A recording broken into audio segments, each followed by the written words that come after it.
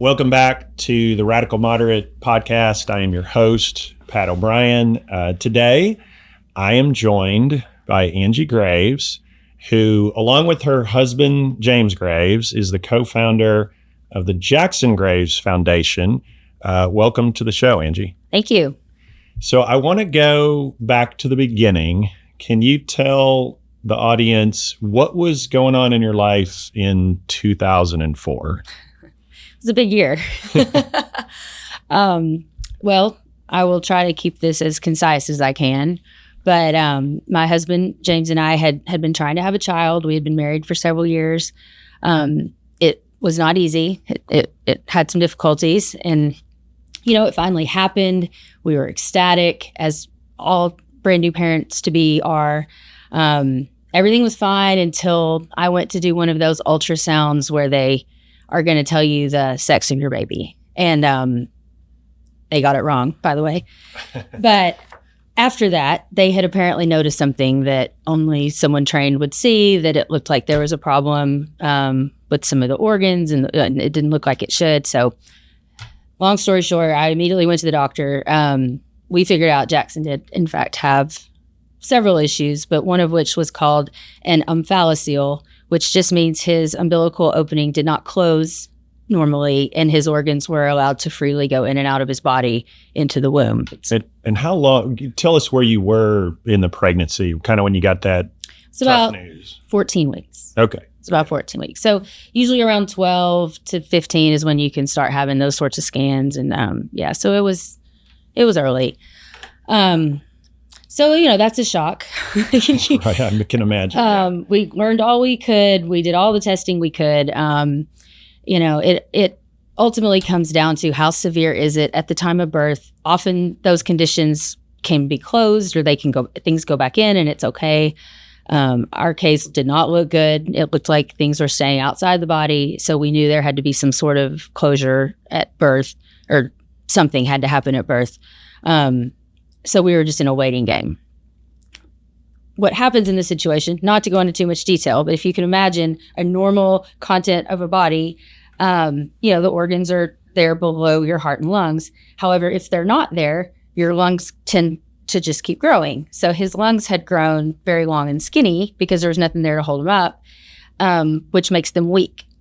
What most people may not know is that the lungs are the very last thing that fully develop when a baby's in the womb. And so we learned, we wanted to go as full term as possible, right? Because we already knew there was going to be an issue. Well, I don't know if you want me to just go ahead and say well, yeah, what happened next. Well, let me say, just for the audience, like this isn't the easiest thing to talk about, but it's relevant to where we're headed. I believe you have a doctor's appointment. If I've heard the story correctly, you just go to the office one day, but you got a regular checkup. Tell us how many weeks were you at that point? So at 32 weeks. 32 weeks. 32 weeks. So then what happened? You just go, I think it was a regular doctor's appointment. Well, right? It was, however, I had actually not felt well. Okay.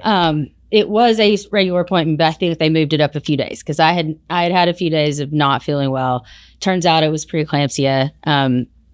I didn't realize exactly what it was, but that's what it was. So yes, I had been at work. I had been at my office. I remember it was a 2:20 appointment. I will never forget this. And I went and I kind of started to explain how bad it had been. And they were looking at me. They said, "Oh my gosh, your blood pressure is over 200." And all. Yeah, I was in apparently really bad shape and was trying to tough it out. I had what was called HELP syndrome, which is preeclampsia gone wild. And it turns out that means your body is rejecting the baby. Oh, God. You're shutting down. You actually will not live all that long without getting the baby out, is what has to happen. This is the 2:20 in the afternoon. I left work early and correct. They're throwing and your husband was with you? He was there. Okay. He was there. So what happens? So they're like, you're going to Little Rock tonight to deliver this baby and you're not in good shape. And so for our audience, you live in Fayetteville, Northwest Arkansas, Little Rock's 3 hours. Why couldn't you have medical service in Northwest Arkansas? We knew that he needed to be delivered at UAMS because that was connected with Arkansas Children's, where his surgery, we knew he had to have surgery the second he was born. I see. challenging pregnancy no matter what, then you have this really bad break the day of. So how do you get from Fayetteville to Little Rock? So it was raining. So helicopter was out. Okay. So their ambulance it was. I remember waving goodbye. No one was allowed to go with me in the ambulance. So I remember waving goodbye as we left. I mean, it was all very surreal. I had nothing with me. I had just come from work. So I was trying to get James, tell him what to bring. And I remember, I think my body was trying to have contractions and they were trying to keep it under control because that was the worst case scenario. Anyway, I won't go into all the details. One of the best parts, though, if there is a best part, well, there were two. One is the ambulance stopped for gas. And I asked, could I eat? And they were like, no, lady, you're going to have a baby immediately. Like you cannot eat. The food was they were like, no, you have a Snickers, you're having a baby and we're not. Right. I was like, well, I didn't eat lunch. Oh my God. So the other thing was I realized by looking at the billboards backwards as we were driving, because I know Little Rock really well, they were going the wrong way. They had not taken, they were near North Little Rock. They were going toward the airport. Like they were not going toward UAMS. And I told them. So to calibrate, this is 2004. I don't think GPS was really as big of a deal then. And so these guys are driving the ambulance. But they don't ever go to UAMS. Right. They're from Northwest Arkansas. Yeah. It's 3 hours away. So you're saying they literally didn't know where they were going. Well, I'm sure they would have gotten there. But I kind of said, y'all, there's a better way. Oh, God. I'm like, okay. And so so the journey, the 3 hour journey, that sounds pretty harrowing. You get to the hospital and then what happens? They all confirmed everything. And it was as fast of a preparation for a C-section as could happen. It had to be very specially done. They were trying to get him out with those organs intact so they could put a sac closing kind of over it. They didn't want the natural membrane to burst. It did. It was just too much. It was too big. And so I was under completely anesthesia, but James got to see him briefly. They took him off for surgery within a minute. Well, earlier you talked about how your life was like maybe in peril. You obviously lived, but I did. But what do you know, or what did your husband tell you later about what the doctors were saying when you were delivering Jackson? My numbers weren't good for a while. I don't think I didn't ever, they weren't doing emergency anything, but I think that I remember James said, Dr. Wendell, who's our physician who delivered, had said, her numbers need to turn around or we're going to have to really think about what to do. Oh, God. And so he didn't tell me that part at the time. But I really do think as soon as he told me, hey, Jackson made it through surgery. He's at Children's. He's okay. I wanted to get there. Sure. I wanted to get there. And I had to be healthy to get out of UAMS and get to Children's. So different. So for our audience, it's two different hospitals. They take your baby away as soon as you're born. Yeah. But that was to protect you and him, I guess. Well, he couldn't breathe on his own. Okay. And all, yeah. So are you saying you were kind of on a mission? Oh, yes. Listen to the doctors because that's what gets me to my baby? I want to go see Jackson because honestly, I didn't know how long he was going to make it. Oh, I got you. And I wanted to see him. How long was it before you got to see him? It was about 3 days. Oh, my God. It was about 3 days. Yeah, 2 to 3 days. The time is so... Anyway, yes, but apparently I very quickly turned around and I was just hounding him. Like, I'm good. I feel good. I'm good. Let me out. So let me say just first, thank you for sharing that story. That's not the easiest thing to talk about. I can only imagine. But now he's in the hospital. This is kind of just the very beginning, though, right? Like, how long is he in the hospital? Kind of what's going on during this time period? So the first few days were touch and go with just getting him stable. He had to have a heart surgery because one of his valves didn't happen correctly. A lot of things were happening in his body, and just a lot of things were not good. The lung issue I mentioned before manifested in that he never could breathe on his own. The lungs would have been the last thing to develop. They didn't get that chance because the final 8 weeks, he was early, he came too early.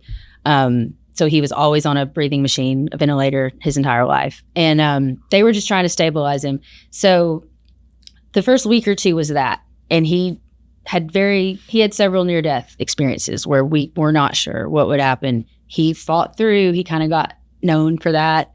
Jack, fought again and he's still here. I recovered, pretty quickly and got used to life in the NICU, really. And so we were there 4.5 months. My goodness. Is that typical for someone at a children's hospital? No. It's usually under a month.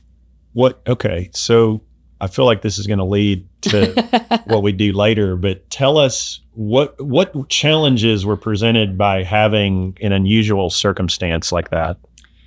Well, one of the things that stood out to us was people were coming and going, and we weren't. We were just there, So it's good and bad. I mean, I was able to meet people and provide encouragement and kind of saw how the normal flow went. But it also highlighted Jackson was a special case. He was very sick. He was very different. You could tell how they talked to us. They weren't real sure. It wasn't a condition they dealt with that often, and especially not to his degree with all his other complications with his lungs and all that. So, it was hard to watch that on the one hand, but on the other hand, we got to know our nurses really well. We got to know our amazing physicians, Dr. Lyle, Dr. Arrington, just fantastic people with hearts of gold. I was there pretty much every minute. So I got to see life in the NICU, kind of how things went. Grieving parents, ecstatic parents, they got to go home. Like homecoming day was always amazing. You were so happy. When things didn't go well, it was just heartbreaking. So it did give us that perspective. And what about from a medical standpoint, just like, and the types of things that you saw and how did that interact with his care, et cetera? Well, one thing we figured out was no matter how good a nurse is, and our nurses were excellent, my presence there observing reactions and things all the time, they actually started listening to me I wasn't just another crazy mom, right? Like I could actually give feedback on, hey, I know this is typical for most babies, but when you do that for him, this is what he does. Like, gotcha. And so it actually allowed me to be part of his care a little bit. I mean, not anything crazy, but they would often ask, hey, have you noticed this or that? Because they knew that I was paying attention to his numbers and all that. It sounds like some trust developed, which is probably hard for the nurses. Some people are there maybe 2 days, and then you're there 4.5 months. Yeah. I don't know if they gave you a locker or anything, but we did have a locker. You'd have a locker. There you go. So let's kind of move forward to the end of his stay there. Kind of what happened that at the end of his stay at Children's Hospital. So over time, he needed to eat is really what was happening. So with his intestines being outside and kind of stuck in this sac, again, too many details, but just the fluids that they were, or the feeding they were able to give him externally wasn't doing it. He really needed to have actual formula or milk. Right? I was pumping this entire time. And but every time we tried to do it, it would leak out into his system and actually almost caused him to die more than once from sepsis, because you would give him milk, it would get in his bloodstream, it would cause an infection. We'd have to fight that, which would make him weaker. With that cycle repeated a few times. So it turned out that you could kind of tell something had to happen. His liver was going to shut down if he didn't get actual food or milk. But he couldn't take it any normal way. We tried. And so they had to do a surgery to try to get everything unstuck from his intestines so that he could process without leakage. And what happened after that was it swelled a little bit. They did do it, but it swelled after surgery and put such a strain on his heart and lungs. It wasn't sustainable. There was no other option. Like there was there was nothing else. They tried everything they could do. They had to do something. Right. And so he ended up passing away. And it was, I tell you, shockwaves through that hospital.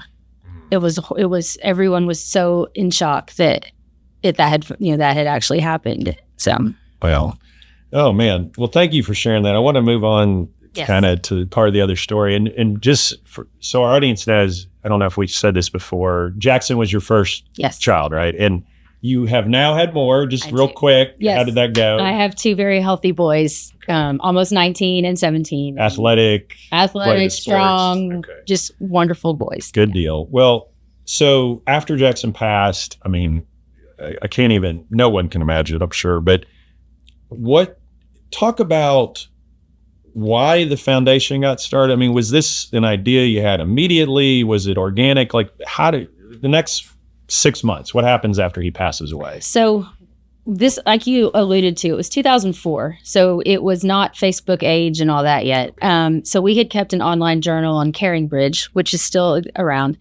And his story became, viral is not the word, but a lot of people started following his story, even that didn't know us. It was prayer groups and such. Word gets out, and people were keeping up with our daily, the daily adventures of Jack. And because we did all kinds of fun things in the hospital with Jack.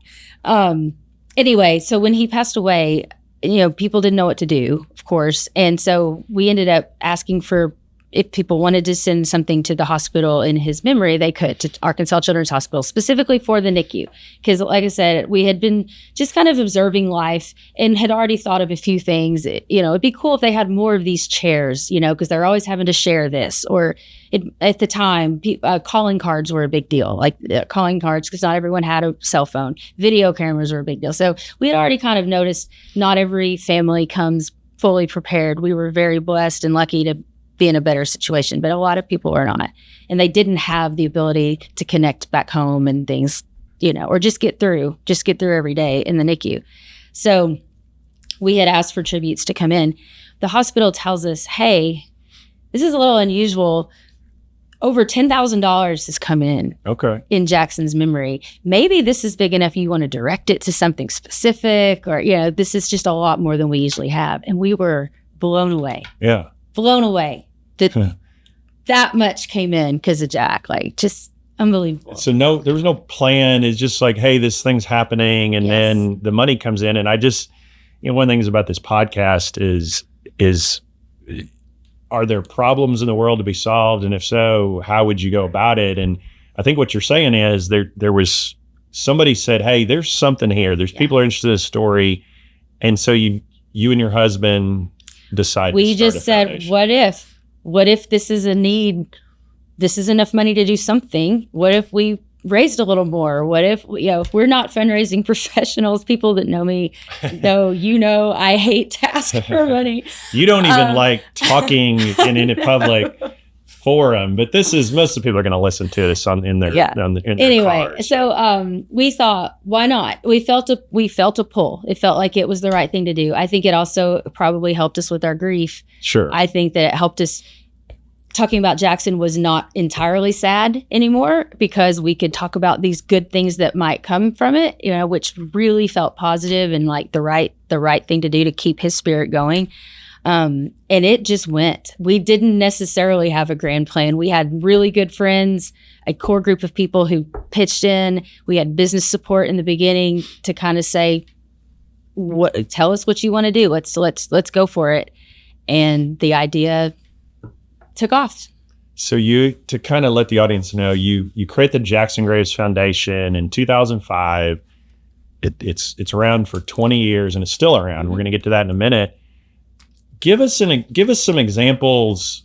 You were not a big charity, right? Like you weren't. I mean, the Cancer, the Heart Association, all these are national groups. That's not you. You were this small kind of, we'll call it Arkansas charity, I guess. What tangible things have you done over the last 20 years? So you're exactly right. We figured out pretty early, just from being there, that you could make a difference in the NICU with smaller types of items and services. The needs were not $1 million for a building. It was a few $100s for this or that in a lot of cases. So our primary things were anything we could do for the families to be more comfortable, or if they were going to grieve, make that as best of a process as we could, because we observed that. We went through that. The other thing we were really focused on is neonatal nurse education. Okay.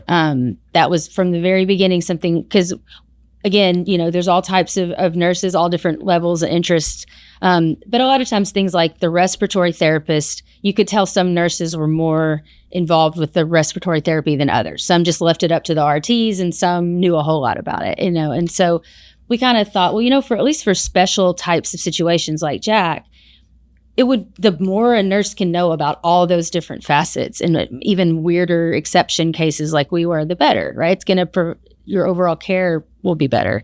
And so we made that a point that we actually joined with for a long time and still support the Audrey Harris Neonatal Conference, which provides training for neonatal nurses every single year. It gives them credit hours, and we provide scholarships for nurses to go off to national trainings they couldn't do on their own. So we've done a lot there. We've supported many hospitals in the state, a few outside the state, mostly starting at Children's, but we've done Washington Regional. I could go on and on. We funded a stabilization room for high-risk deliveries. Well, would it be an accurate description to say that you've been a small but impactful charity? Yes, yeah. We had people bring needs to us, and some needs we saw. Some things we had seen on our own and wanted to push forward, and then of course over time we had people who would come to us to say, for example, we need a healing garden at Willow Creek. We don't have a space for families to go right now. Could you help us turn this space into that?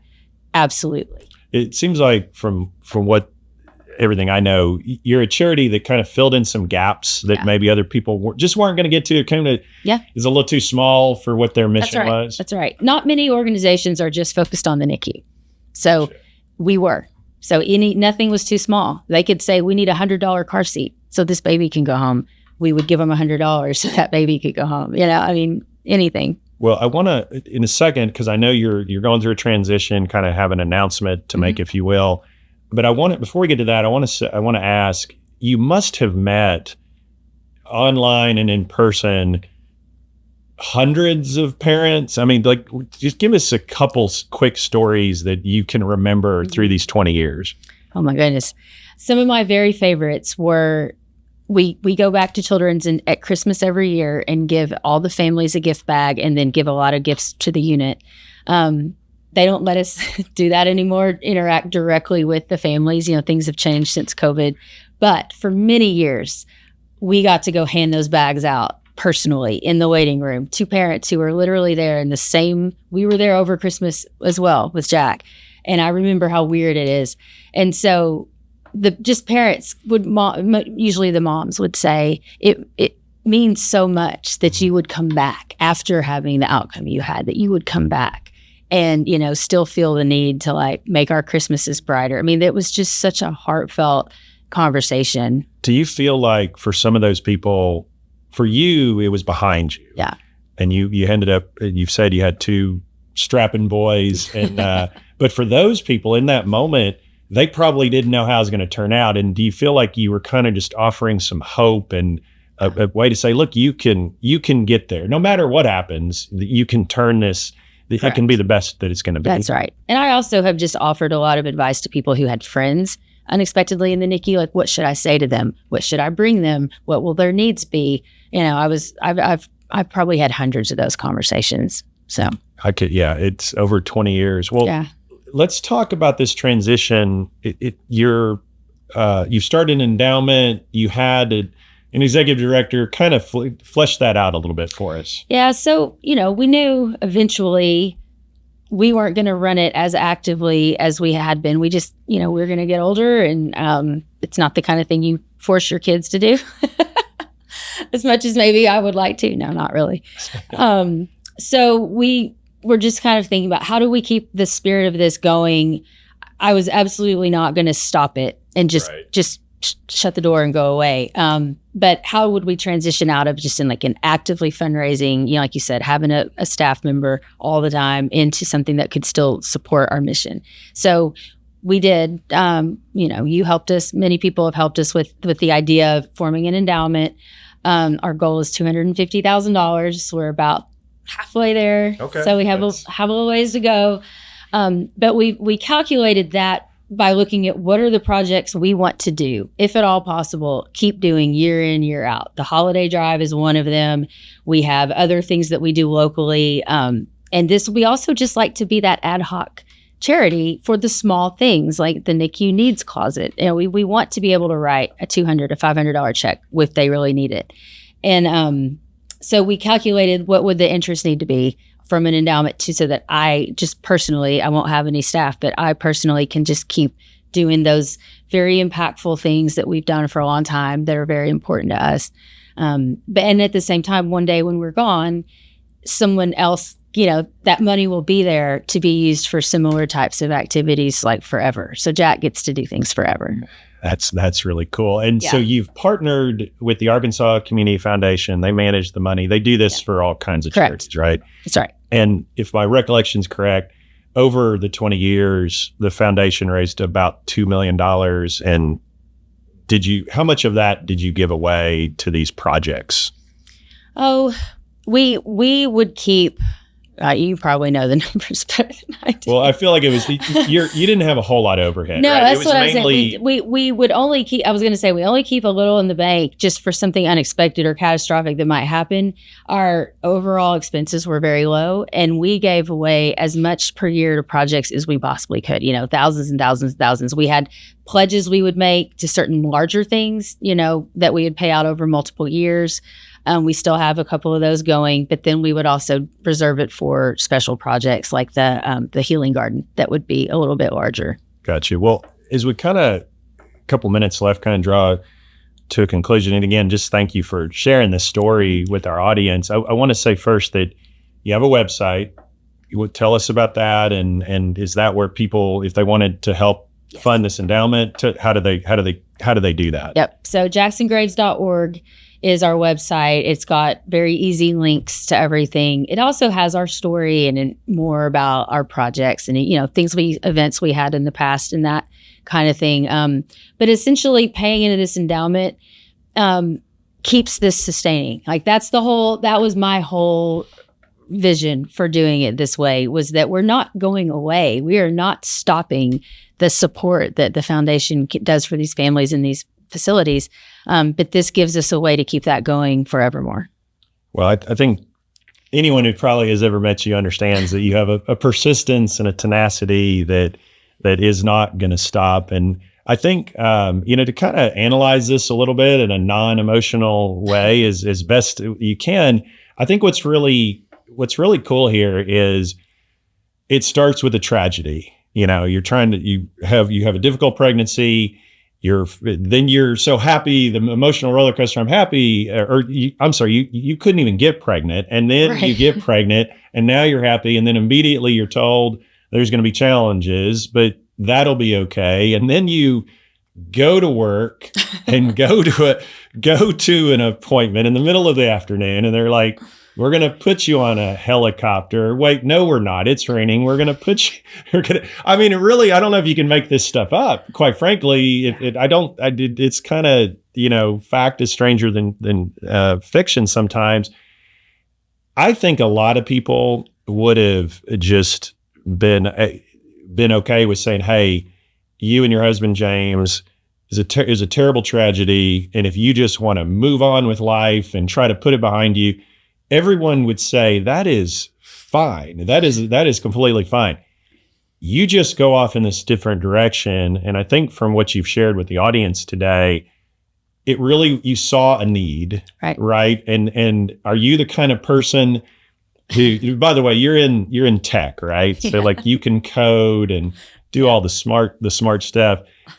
You saw something that needed to be done. And I think that's the radical moderate approach is there a market? Does this need to be done? And does anybody fund it? And I think you kind of stated earlier that there's a $10,000 comes in kind of unsolicited basically, and off you went. So I'm going to say again for the audience, please consider going to jacksongraves.org and checking that out and funding the endowment. Before I close out, just any thoughts to kind of, for someone who listened today, and I know they can go and get more information, but just any closing thoughts you want to leave with anybody? Oh, just on that note, people have asked us before, would we want to do a charity in a similar situation? I think you definitely can. I think it is about where is the need. Is someone else already doing that? If so, maybe it's easier to join forces because there's strength in numbers and come together, don't compete. But if you see a problem that you feel like you're uniquely able to solve, or you just really have a passion and the drive to stick with it. We had a lot of people say you won't really stick with it. And I'm like, Yeah, we will. 20 years. So I'd say go for it. That's awesome. It's very fulfilling. That's awesome. Well, thanks everybody for listening today to the Radical Moderate podcast, and our guest, Angie Graves, for sharing her amazing story with us. And please tune in next week. But for now, that is the POV of POB.